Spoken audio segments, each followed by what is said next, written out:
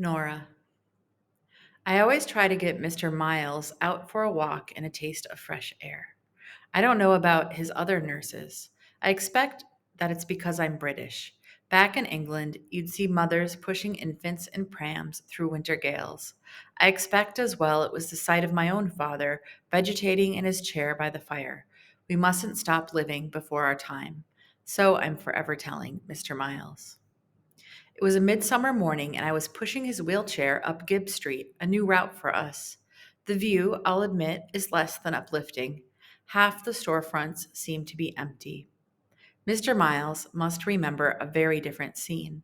His landlady says he's lived here many years. As he lost his speech with his second stroke, he can't tell me himself. He's a mystery. Lately, his interest in the world has declined. I'd stop before a store window to let him see himself. He has the dignified head of an African chief, only to find that he'd fallen asleep. I realized that his time might be near.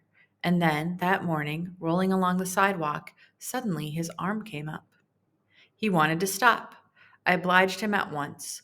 To our left was a lot in which a few bold pioneers had planted gardens.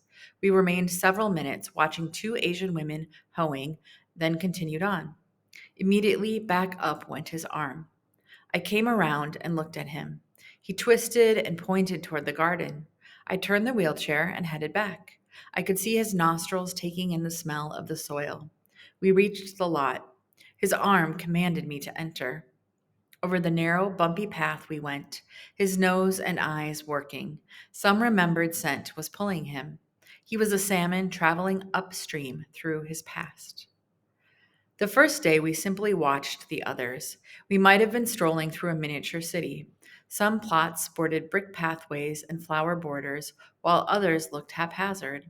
One had a gate that was, in fact, a car door. Within, Beans climbed a propped up set of bed springs, a hummingbird feeder, a barbecue grill, and a gardening hat hanging from a nail. There were many such domestic touches. I was entranced. I determined that Mr. Miles should do more than simply watch, wheelchair or no. I worked on the problem in my head. 2 days later, driving to his apartment, I stopped at the garden and unloaded a large plastic trash barrel and a shovel. I wheeled him up an hour later, using my pocket knife to cut holes in the bottom of the barrel for drainage and built up a fine sweat shoveling in dirt. I brought with me a dozen seed packets. Mr. Miles chose the flowers decisively, ignoring the vegetables. Was he recalling his mother's flower garden?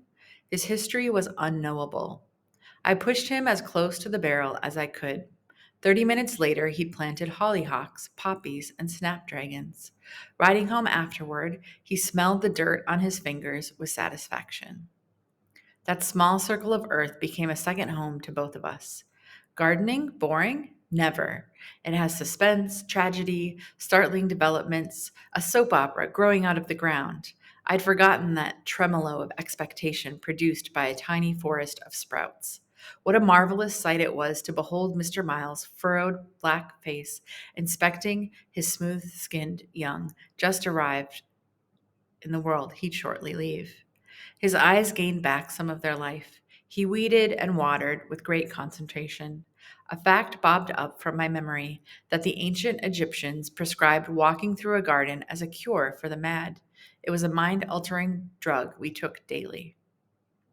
We were rather alone there, off to one side. Our most common visitors were the cats. They were attracted by the aroma of fish, the work of a child who'd copied the pilgrims of old and buried sardines with her seeds. Then our solitary status ended as a result of a downpour. When the rain came that day, other gardeners all ran in the same direction, as if in a fire drill. We followed and found them sheltered beneath a shoe store's overhang, 2 doors down, apparently their customary refuge. The small dry space forced us together. In 15 minutes, we'd met them all and soon knew the whole band of regulars. Most were old.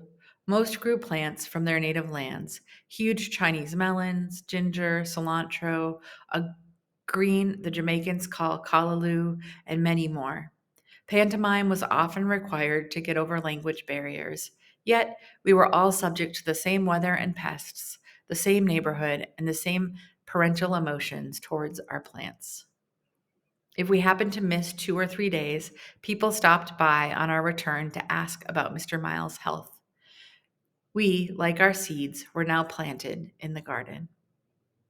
I told I told all this to out of town guests, then took them up Terminal Tower.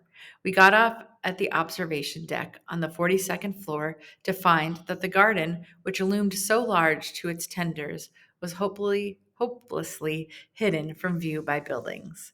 I looked at all the tourists who'd no notion it existed, who thought they were seeing all of Cleveland, and restrained myself from pointing and shouting, "The Gibb Street Garden is there."